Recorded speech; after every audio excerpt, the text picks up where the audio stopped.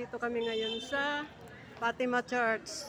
Meron kaming event, kaming mga legionaries. And hintay namin yung bus. May yung simbahan, yan ang nag-arrange lahat yung mga bus trip na yan. Libre. Ngayon, 2 hours yata to drive by bus. Ito, ngayon nandito kami sa Fatima Church, under renovation. Ayun, mga naghihintay ng bus yan. Mga ka-legionaries ko yan sa church. Mga 70 yata kaming tao. Pupunta. Time check, 1 o'clock.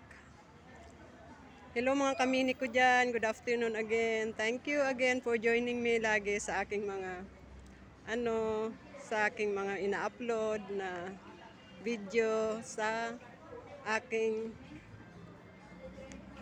YouTube. Thank you so much. God bless everyone.